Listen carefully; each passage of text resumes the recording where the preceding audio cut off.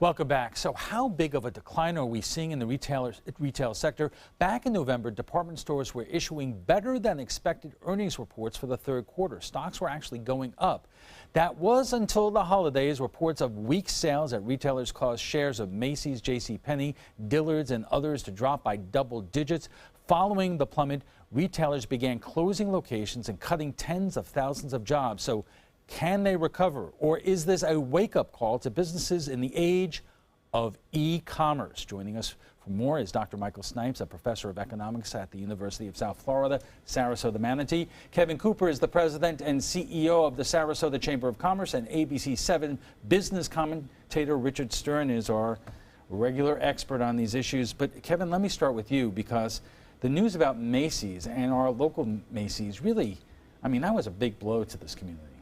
Yeah, sure. I think anytime you have a long-standing retailer and a job creator like Macy's kind of closed down, it hits the perception of people of what's going on. And it's interesting you juxtapose it in terms of retail versus e-commerce. But retail is still fairly strong. I think in the third quarter of 2016, you saw retail sales eclipse about $1.2 trillion in the United States. Only about 8.4% of that was e-commerce. That means over $1.1 trillion was in retail. So people are still getting out. I think the perception is there, and while e-commerce is growing at a faster clip than the overall retail sales rate, retail is still pretty big a deal in terms of volume, and the changing landscape of a lot of things play into the confluence of events that cause the closing of a store, not just one or two different environmental competition pieces like e-commerce. What happens in situations like this? Does the parent company look at sales across the board? We have other Macy's around here, at the UTC Mall and so forth. And do they look at what stores are doing best and basically, picking?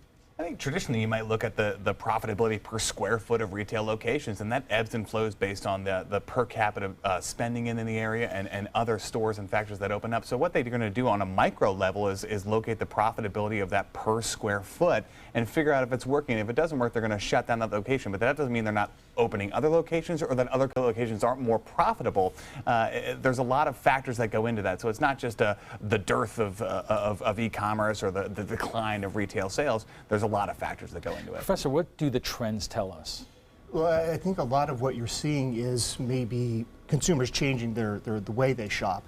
There's been some studies that have looked at how consumers use e-commerce and use online websites to do their shopping, as opposed to brick and mortar settings. And a lot of what they find is that a lot of consumers use a mixture of both. So a lot of people who do go to Macy's or go to Macy's.com, a lot of the time, one study found about 75% will also use e-commerce sites. Right. From my own personal experience, I know during the holidays I went into my local Macy's and I kind of just got a sense that something was off. Their supplies were low. The display cases looked a little ratted.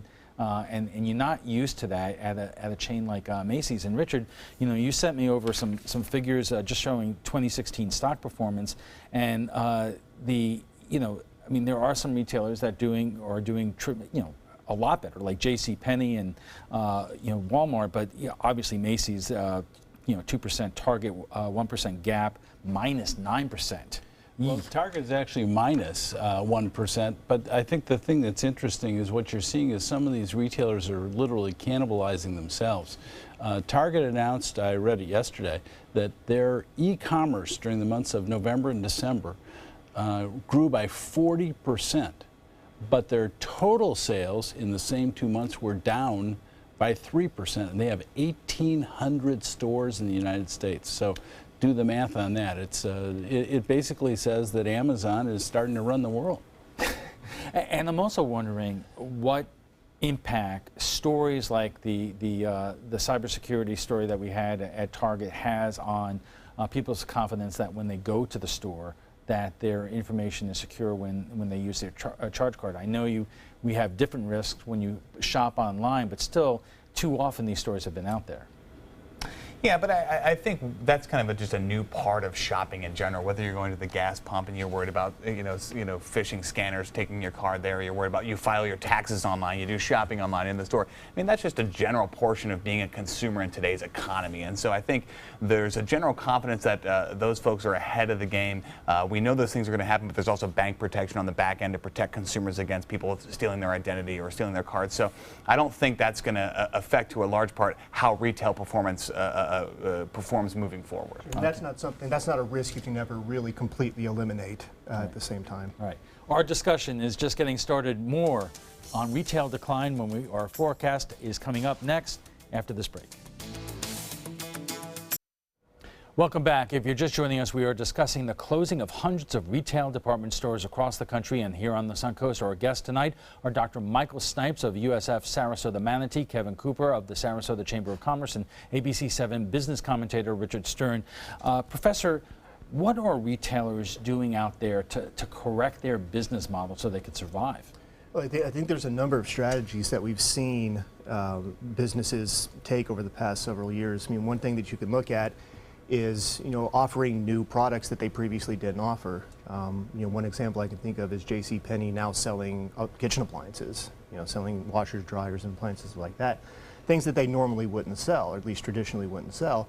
And so by kind of diversifying the things you sell, making yourself maybe a little bit more appealing to other types of consumers that might not necessarily visit your store, that's something that you can see, and we've seen some examples like that. Some other strategy we could do is, a lot of the time, some people might be going to e-commerce sites because it's more entertaining, it's more interactive, it's more engaging, and things like this. And so another strategy that I've seen, another strategy that could be considered, is maybe making the retail experience, in real life, the real life retail experience, more engaging. But one of the advantages of e-commerce is that you can look for the best bargain. We've all been on those sites. If you want to buy your kid a new baseball bat or whatever, or a pair of shoes, you could look at a bunch of different companies and pick the best price. The downside, I would imagine, Kevin, is that you don't feel and touch the product. So that is an advantage, you would think, to the retail industry. Yeah, and that's what I think the trend is starting to show, is this omni-channel approach, where retailers that encapsulate a multitude of opportunities for consumers to purchase products. So it's not just about whether you're in store or online. You're in store and you're online, and your telephone, and you're by mail. You're accessible to a consumer in any which way they might want to access you. And we were talking a little bit earlier off camera about, initially when the e-commerce started to explode, you had this concept of showrooming, where you would go to a retail store to experience the product, and then you would go online to search for the best price.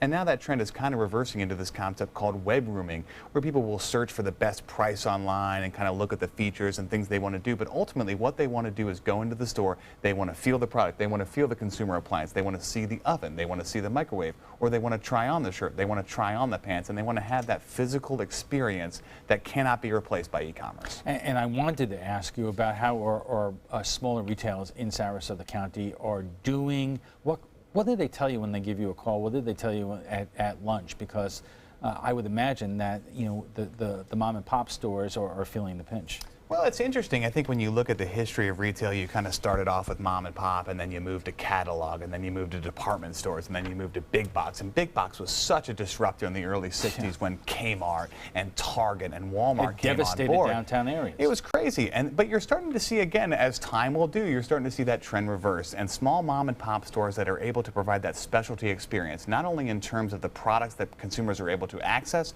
but also the customer service and support that they simply cannot get online, is now making mom and pop specialty retailers all the bit more attractive than they may have been 20 or 30 years ago, when the new disruption of big box, no one stocks more items, shelves are stocked to the ceiling, that you didn't see in the past. So it's interesting to watch it kind of boomerang. And I think that's one thing that is important to note, is that the more responsive you can be to your consumers, the better experience you can give your consumers. You can be competitive with websites and still have a physical location, so long as it's your customers that you take care of. That's an interesting point, because, Richard, I'm still stunned with some of the numbers that you brought in here. Abercrombie and Fitch, I used to shop there. It was kind of classic men's and women's clothing that kind of changed with the times to be focused more at young adults. but their stock performance down 56%. What else do you see is down 56%? I think the interesting thing is that there's a flip side to that. A company called Lululemon, which is up 25% in the same time. Forgive me, folks. I don't even know what Lululemon is. Lululemon makes athletic wear for people that are going to yoga classes. It's a kind of almost a snobbish appeal. Look, I have Lululemon. There's a store at University Town Center, and it really has become quite a fad to wear Lululemon to go to your trainer or to go to the grocery store for that matter. And it's done extremely well. They did have one problem briefly where, believe it or not, the fabric was too sheer. They've gotten through that. The CEO was replaced. And right now, they certainly are hitting on all cylinders. And Abercrombie & Fitch, 10 years ago, you couldn't get in the store. Right. It's called paying attention. So, folks, what is the future of big retailers like Macy's that really, as I said at the outset, have been so much of a part of the fabric of our lives? Well, I think that you brought up an interesting point, and I think that companies today, they are going to have to adapt to the changing technology, to the changing savviness or tech savviness of consumers. And so going on in multiple different platforms, maybe having a physical location, but also being accessible online or on your phones and things like this. I think the more adaptable and the more readily you can change with consumer preferences and change with technology, the better you'll be. But are we also seeing changes in terms of what we want in terms of malls? I mean, UTC is an incredible place to go, but a lot of other malls that have been in urban locations are not what they used to be, and you see it just by walking in. Well, I think what you're seeing there is a couple different things that have affected retail performance over time. I think the headline issue is e-commerce versus traditional brick and mortar retail, but there's a confluence of events here that have had to make retail rethink their strategy. I mean, the first is the over-retailing. I mean, certain places, when you look at across America, way too many square feet of retail options versus the per capita spending that can support that option. Number two, you saw wholesale sellers become retailers. New Balance got in the game. They opened stores. Nike opened stores. Callaway Golf opened stores. Places that used to strictly distribute through retail locations open their own retail locations. And what do you do when your biggest seller becomes your biggest competitor? I think, but to your point, changing preferences see an experiential shopping, desire amongst maybe millennial shoppers. Research has shown they want to be engaged, they want to see something, they want to sit down and experience what they're going to purchase before they make that purchase. And retailers just need to get ahead of that strategy, ahead of that changing times to succeed. But aside from the retailers themselves, are we also talking about the companies that own and manage these properties, trying to find different ways to create a different experience for shoppers? I think part of that is, and you can look at the changing lease trends over time, and when big box retail first came around, some of the leasing structures were based on overall headline revenue sales, and that's how leasing agents made their money. But it was also a benefit to the lessee, seeing, hey, they are invested in making sure people visit these properties. And I want to make sure that we have time for this because, for the last couple of years, we have worked ourselves out of the Great Recession, almost depression, and the economy has been getting steadily better for the folks who follow Wall Street. But I've heard some people talk that we are getting due or overdue for another recession, and I would imagine if that happened, the kind of pressure it would turn on the entire industry. Sure, and it would affect consumer spending. Anytime we have a drop in consumer spending, that's certainly something that's going to ripple through the entire economy. And perhaps one thing that we would see is that with online sellers, well, sometimes you can buy used goods. Sometimes you can you can buy goods at a cheaper price.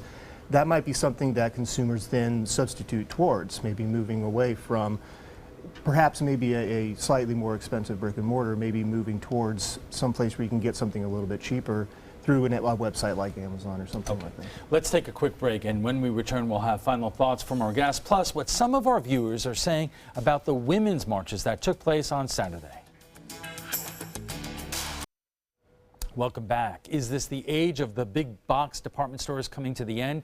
And what does it mean in terms of the rise of online shopping mean for all brick and mortar businesses? Our guests join us right now for final thoughts. And Richard, again, I was blown away by your numbers, including Macy's. And the question becomes, can companies like that make a rebound?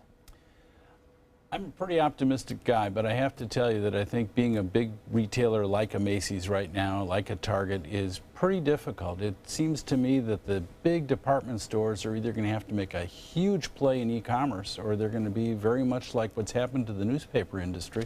There are going to be fewer of them, they're going to be larger, but the bottom line is, if I were wanting to get into the retail business right now, I'd much rather get into a Lululemon than I would into a Macy's. I think the thing you always have to, one of my favorite quotes is a guy named Wayne Gretzky. And they said, well, what makes you so much better than all the other players? And they said, well, everybody skates to the puck. I skate to where the puck is going. And that's a lesson that a lot of retailers have to learn or relearn, because the generalist is the retailer right now that's in trouble. Kevin, what can the Chamber of Commerce do for the local retail industry to make sure that it does as good as it can do in this environment? I think it's a couple things. I mean, we continue as a chamber to promote, support, and connect retail businesses here in the local community, but I think it was touched on here. I think it's too early to count out big box retail, or really any retail. As I mentioned earlier in the broadcast, retail is a big portion of the U.S. economy, and a lot of that is not e-commerce. It's not the death of big box retail, it is the death of traditional big box strategy. And Professor, I want to give you the last word. I think that's an excellent point. I don't necessarily think it's time to write off big box stores completely. I think that what they would need to do is, the more readily and the more easily you can adapt to changing tastes and technology, the more competitive you'll be. All right. Before we go, we want to share with you what some of our viewers are saying about the women's marches that took place across the nation and around the world on Saturday. It is estimated that more than 5 million demonstrators participated, more than 1 million in Washington, D.C. alone. Here in Sarasota, there was an estimated 8,000 people making their voices heard. Here is what some of you are saying. Shari Dobrinsky writes, "It was a very uplifting march for me. I searched my heart as to why I wanted to march. There were so many reasons, beginning with Trump's repulsive actions and comments during the campaign and ending with his inaugural speech." Sheila Broyles writes, "It was a show of ignorance of the women here. Let them go to another country and see how oppressed they are." Marcia Tenret writes, "I believe you're the ignorant one. The worldwide marches were not just about women's rights. They encompass many critical issues that your Republican president and his billionaire cronies want to eliminate. Get with the program and get informed." Wow. If you'd like to join the conversation about tonight's topic, just visit our Facebook page at facebook.com/news@7. And FYI, want to watch past Roundtable discussions? They're available on Apple TV, Amazon Fire, and Roku. Thanks to our guests for being here tonight. Dr. Michael Snipes is a professor of economics at USF Sarasota Manatee. Kevin Cooper is the president and CEO of the Sarasota Chamber of Commerce. And Richard Stern is business commentator for ABC 7 News.